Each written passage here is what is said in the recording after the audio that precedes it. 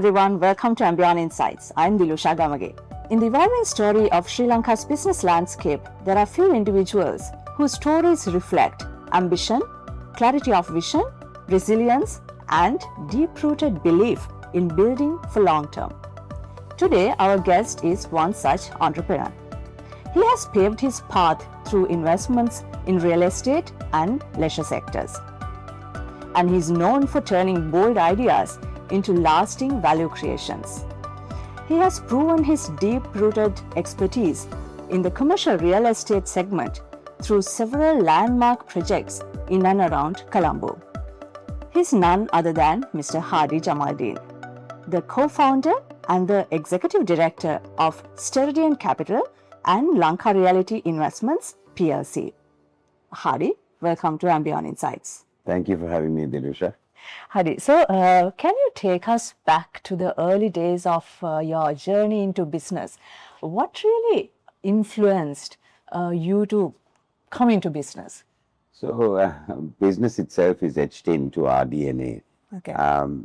Both sides of my family, that's my father's and my mother's family, including my dad, are all completely etched in business. So we grew up around serial entrepreneurs. So it's definitely etched in. Mm-hmm. But thereafter, I think where I took it a lot more seriously was while I had my internships while I was at university. Mm-hmm. So I did a internship at Mitsubishi in Dubai during the early days of Dubai's growth. That was a really interesting experience. Thereafter, it was at Prima, where I did some work as an intern when I was on my summer break. Mm-hmm. And somehow it got etched into my head that the professional experience I'm going to get is going to be a stepping stone into business. So that's how it sort of evolved. And even my early jobs as a audit trainee, whilst going into, do audits at different businesses, I was more interested in how that business operated as opposed to a reconciliation to verify an audit. So that really is what shaped me understand what does each type of business and industry work, what are the margins, how does it work. Mm-hmm. And so I was effectively, as an audit trainee, getting paid to learn other businesses. So my mindset, even at that stage, was very much, hey, if I was an owner, how would I run this? How could I do better? And actually, it helped also in the work that I did, because I could give certain assurances at the end of the audit to management. So those are the sort of stepping stones coming from my family and then through to, where I was coming into the professional work while qualifying as an accountant. It was a learning, and I always wanted to not be an employee, mm-hmm. but to employ people. So that was the mindset. Okay, so that means whenever you were in a business working for that company, you were thinking about how absolutely. That business works. That's the entrepreneur mindset. Yeah, absolutely. I think that's exactly it. And mm-hmm. So once I got my idea saying, okay, real estate is where I enjoyed carrying out the audits. And after the audit work, I did management accounting mainly for high net worths that had property portfolios.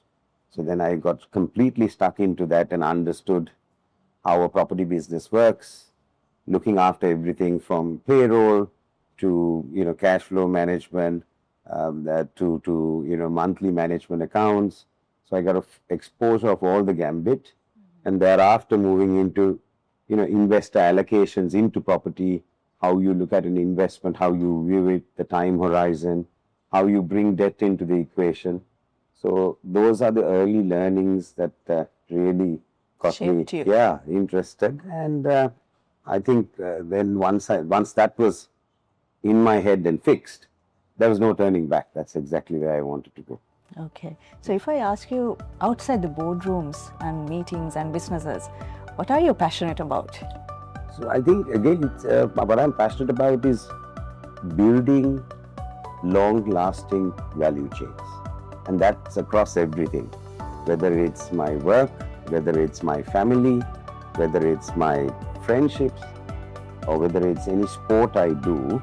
What are the sports you do? So I played cricket, snooker for Sri Lanka, and I play paddle now, which is a passion. All right. And it's always, everybody who's connected to an ecosystem, how can we prosper collectively, do something passionately, and come out. So good example is, I help Moors cricket, and it's not just about cricket, but it's about 25 young contracted players.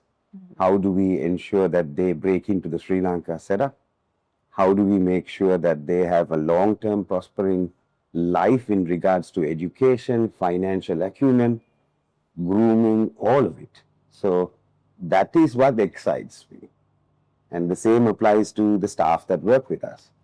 I take a lot of joy in terms of developing them and seeing how they can prosper. So apart from a boardroom setting, somehow it always comes back to the same thing, I realize.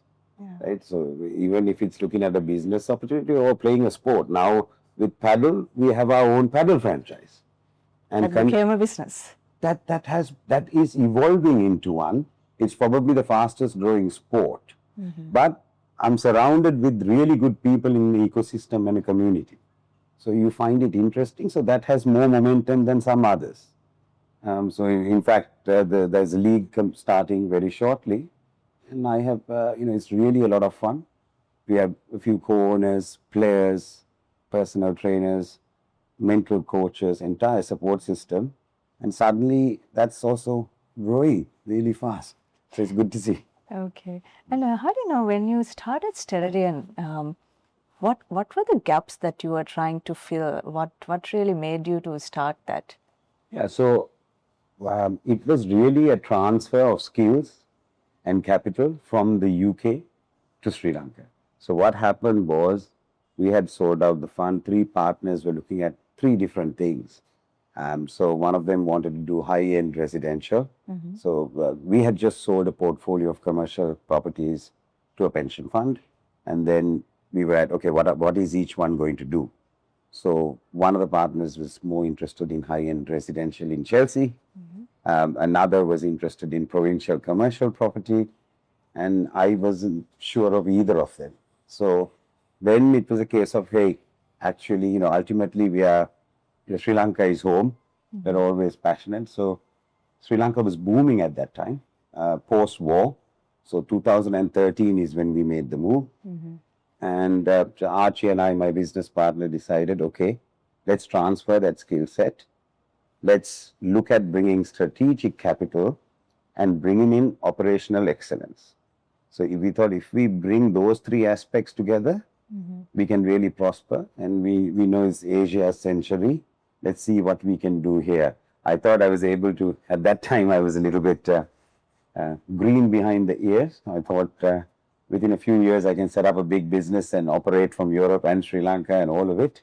Okay. But it's a little bit harder. So we have to steward it with patience. Okay. And from all the business segments, you selected real estate and leisure. Any reason for doing that? So real estate is a subject area that I learned, studied, experienced, and put a lot of time in Europe. So I wanted to dedicate to a single line. So leisure was subsequent. So in 2000, you started with real estate. Real estate. So what we wanted Steridian Capital to be an investment and advisory business, purely focused in real estate. And so that is what we were bringing to Sri Lanka.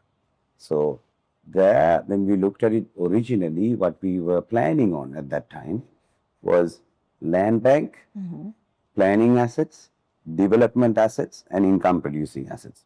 So to have like a factory line that goes through. So that was the original plan. But of course, being here for 12, 13 years now, we have understood what our strengths are. And our strengths are really commercial property, asset management, refurbishing, not developing new, and leisure.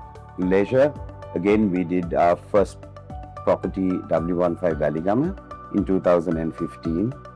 And that was something we wanted to trial out. And that became a runaway success. And within 3.5 years, we had payback. So then we realized these are 2 lines we really want to focus. We don't want to develop residential. We don't want to develop from ground commercial. We will focus on land subdivision. We will focus on commercial property where we are refurbishing and moving grades up and increasing rents, and the leisure business. So after 13 years, I think we have really understood the shape that we should take for the next 10. So that's why I've come into These two segments. these two segments. So, Hari, with that now, what are the trends you think that will be shaping the Sri Lankan real estate segment and maybe the leisure sector? So I think that with whatever you do, you need to be focused to a particular niche, and you have to bring in best in class and excellence in terms of implementation. Okay. So if you take commercial property, each property has to be looked at in its unique self. And so, what's the location? What are you catering to? Who is your market? And it has to have the localized components coming in to fulfill an operation in its entirety. And so, we have buildings in Kolpiti with Lee Hedges. How we look at that building is very different to how we look at HQ Colombo building. And it will have slightly different markets that we are targeting who the potential tenants are. So bringing in the correct tenant into your building will make the building operate correctly. If you mix up a top-end corporate tenant with a young, vibrant venture capital type firm, it doesn't gel. So everything has to be thought through. Good example is Unity Plaza. Okay. It had a mixed offering, bookshops, food outlets, IT. But we realized we want to make that Sri Lanka's one-stop IT shop, which now services 70% of the country's entire need, right, across Sri Lanka. So all the people come in, buy product from there, and they go to and sell it, and various other distributors come in and do it. So earlier it was mixed up. So when your offering is mixed up, there's no purpose for somebody to go there. So the trend is that there has to be a purpose to go. Similar on the leisure. People are experiential travelers who are looking to travel. It's driven around experiences. So your locations have to be perfect. It has to be understood. And then you have to actually localize it to that environment and to that community that you're locating this particular boutique property. So you take each boutique property different. It is absolutely unique in terms of what it is. And you have to embrace the communities that surrounding it. And you have to, but the experiences are key. So Sri Lanka is blessed with beautiful natural beauty, right? And I personally believe that each has a different story to tell. So it's our duty to absorb it, understand it. You can't apply a cookie cutter approach. And so I think, answering your question, what are the trends, especially real estate, when it comes to commercial or leisure? No cookie cutter approach is going to work. But the key drivers have to be implementation of operational excellence into it. So that is what we are bringing to the table, whether it's in advisory work we do or investment related work we do. So in those two segments, when you're working on it, what are the major risks that you foresee and also the opportunities? Yeah, so when it comes to risk, I think in the last 13 years, we have seen a lot of it. I don't think, we had 1.5 good years, and we've had, the rest of it has been pretty challenging. If you look at, what's happened, whether it's the terror attacks followed by, we had the Aragalaya and debt default, interest rates went from 8 to 32% overnight. Chain of difficulties. Currency depreciation with foreign investors with us. So all of that, we still have built our book, expanded our grid, kept our management teams together. So I'd like to say that we are battle hardened. But in answering your question, the risks, when you look at those 13 years, what are the risks? Rather than simply answering your question, what I wanted to do was bring in what has happened and then showcase the risk, because then you understand the logic behind the answer even better. Right? The risks are typically third-party external economic volatility. Then policy uncertainty. So if you have best-in-class policies and regulations for a particular sector to operate, then I think we are in the right place, being where we are located and understanding where the regional peers are. We have a huge opportunity to accelerate if you get that right. But we have seen in the past uncertainty in terms of policy, which has affected. So that's another major risk that I see. But saying that, the opportunities are massive. I feel Sri Lanka is, when you compare your regional peers, a completely untapped market. I believe in commercial property, we have a lot of room in terms of rental increases, and even residential. I know there's a huge shortfall of apartments. Shortfall of apartments, Yes. even at the moment. Yes, there's about, the need is about 60,000 within the Colombo suburbs, and there's no such pipeline. But people are still, once they start to see all these skyscrapers, like, who's going to live in these apartments? But it's understanding which segment requires it and then delivering it. But that's not a space that we are going to operate in, because we want to focus on the areas that we are. Again, tourism, huge opportunity. Huge opportunity. People tend to forget. In 2018, we had 2.8, 2.9 million tourists. Yeah. Right? In 2026, we are still having the same number. What has happened now? We have 40% more room supply that has come on during that period. Same number of tourists. The quality of tourists has gone down and the length of their stay has reduced. So naturally, leisure as a sector is going to be under a lot of pressure. But what is the opportunity? The opportunity is for us to get to 5-6 million tourists is not a big deal at all. When you look at our 4-hour flying distances and the populace that's surrounding us. Yeah. So again, this is the next risk factor, which is infrastructure. So the single most important infrastructure project for our country, in my view, is the airport. Once that airport completes in Katunayaka, we'll be able to accommodate more than 225, 230 flights a day. Today, we are only able to handle 95 to 100 flights a day. Then, with the correct mix of tourists coming on those passengers on a flight, you will be able to propel that 6 million tourists. So, for a general tourism sector, forget about segmentation, product, all of this. We are an island. You can't swim here, right? So, you need to first sort out your airport infrastructure. So, they refer to it as lift. You need to have more capacity to lift people and move them around. So, once that comes into play, I believe the tourism sector will really propel. But for us, we only have boutique hotels. Okay. Right? It is experiential-based travel, small room inventory. We can survive and we can thrive in this. Yes, you're specialized in Specialized and it's niches. niche and it is small. So it's not like, I have a 1,000-room hotel to fill out. And as an industry, we need to get the airport right before it actually thrives.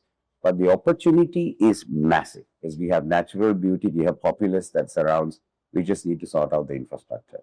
So I think I have answered your questions in terms of risks and opportunities and brought both in line so that you can logically see. Yes. And Hadi, now let's talk a little bit about the Lanka Realty Investments.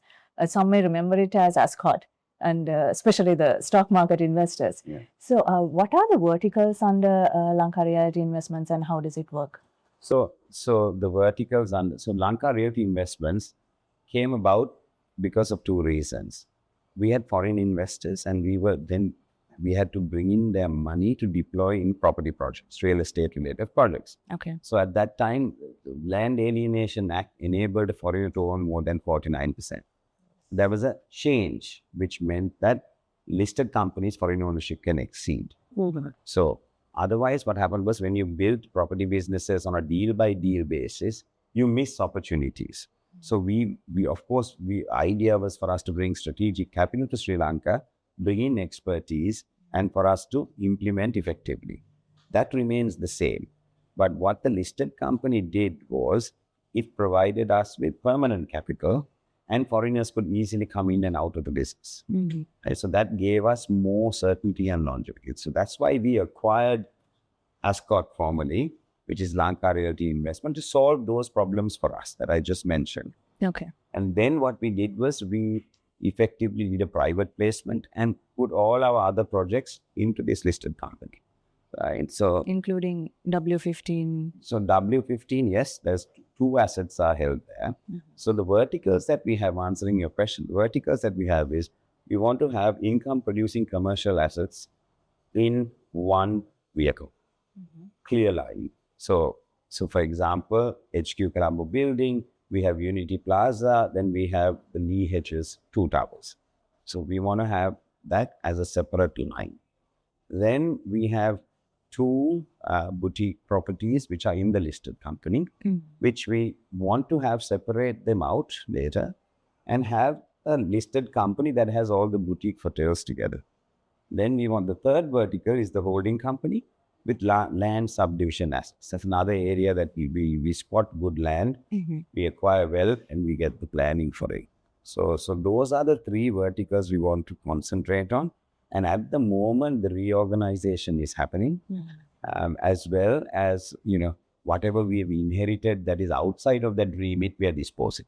Okay. And how do you differentiate Lanka Realty Investments? These 3 verticals, how do you differentiate from the competitors?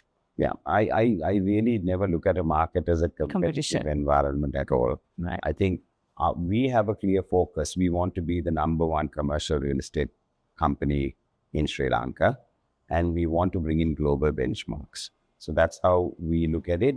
I don't see, I see there are a few, and I see them as complement. We believe in shared prosperity. What's the use in having a business or assets collated that we can't dispose of? We need to have a big market. We need to create other players, and you need to work together to actually make that cake a lot bigger. So we never view it that way. And what are our upcoming priorities, strategic priorities for Lanka Realty Investments and your listed entities, the portfolio of listed? So we want to organize each line into a listed business, and we want to remove all the other bits which are not complementary to what we're doing, and have this single line. So I want Dilusha to be able to, hey, if you think, okay, you want a piece of commercial real estate in Sri Lanka that is income producing, you should be able to go to the CSC. You should be able to buy a share of LRI, let's say. So at the moment you're getting, if you buy a share of LRI, you're getting a bit of this, you're getting a bit of a boutique hotel, you're getting a bit of a construction material business. So I want there are people who are focused and they want a piece of something which is a single line. So we want to, so at the moment we are doing that. So our next 4 to 6 months we'll be focusing on arranging our businesses into single streams. That is where then suddenly you get the regional peers start looking at you. The foreign investors. The foreign investors start looking at you because with their exposure. So we are now in discussions, in fact, and we're clearing out things. So our next 4 to 6 months is get the management expertise absolutely clear, aligned, and then align each individual sector into separate companies and remove or dispose of the assets which don't belong to any of those categories. So that is the process we are in. But by doing so, that what it does is it completely strengthens each of the balance sheets, and it gives us space to adapt, even if the environment is going to be volatile. Okay. And how do you, in that same sense now, that is in a medium to long term, now let's say, what is your long-term vision for Lanka Realty Investments? Once you get everything sorted out, as you said, What's your long-term vision? We, as I said, we want to be Sri Lanka's number one, and then it's a regional game that we are thinking. You're not only looking at Sri Lanka. No, you've got to think outside of it. I personally, Sri Lanka is a really good place to get everything right. It's like a good incubator because the world is not 22 million people. It's significantly larger. And if your aspirations are going to stop at that and think, I want a bigger share of this, I think you don't have a real vision. So I think we are driven by a very strong board. We have foreign directors who are here, who have significantly large businesses. And there, we're talking, one of them manages 60 billion. Others, the largest soft toy manufacturer out of China. So with them also on board, they strengthen our vision. They have started businesses from small, and they're here because of Archie and I and what we have done, and they believe in us. And that belief, along with our belief, is definitely we are looking at a significantly larger play once we prove the model here to expand into the region. Wonderful. And Hari, in that sense, now you have foreign partners as well. Yeah. When you come to the overall shareholders of the few listed entities that you have under your portfolio, what would be your message to your shareholders? My message to our shareholders is that, in value perspective, we always believe in shared prosperity. Whether it was my former board seats that I've had in large conglomerates here, I took the same value to that board. Mm-hmm. Whether it's a major or minority, everything that we do must be equitable. And that was etched in, again, my London experiences. It always goes a third.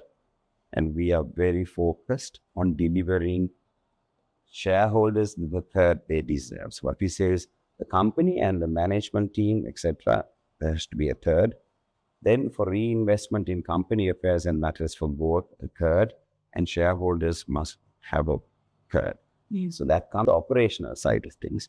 But really, we want to create long-lasting value for all our stakeholders, whether it's a customer, whether it's a tenant, whether it's staff. And we firmly believe in shared prosperity. I don't want to sell, a lamprey at headquarters and you not leaving with a smile. At the same time, I don't want the member of staff that is serving you to go home unhappy at the end of the day. At the same time, I don't want our shareholders, who are the ultimate owners of the business, to be unhappy with us not going in. So it's always bringing that equilibrium and shared prosperity across. That's quite promising. And as an entrepreneur, Hari, you have come a long way. What would be your message to a young entrepreneur who want to build something like you have built? Most important thing is discipline. Is showing up. It's having a vision, being focused on drive it. There'll be many challenges that crop up, and it's how focused and motivated you must be. Don't ever allow anyone to dent your confidence. If you have the confidence, that's the single most important driver in achieving the vision of a youngster. And so be disciplined, show up every day and stick to it.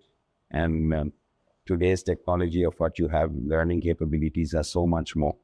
I would say, get on with it and do it. Take a chance. You can take it early and stick the course. That's great advice. And last but not least, Hari, now if I ask you, what is the legacy that Hari Jamaldeen want to leave behind? And how would you want to be remembered? What's the legacy? A person that looked at things with empathy, who came along, who believed in a vision and carried the team together. Wonderful. Wish you all the best, Hari, with all your future endeavors. And thank you very much for joining with Beyond Insights. We really appreciate your time and the insights that you shared with us. Thank you so much. Hope this is useful. Thank you. Thank you for watching Beyond Insights, and we will be back soon with another exciting episode.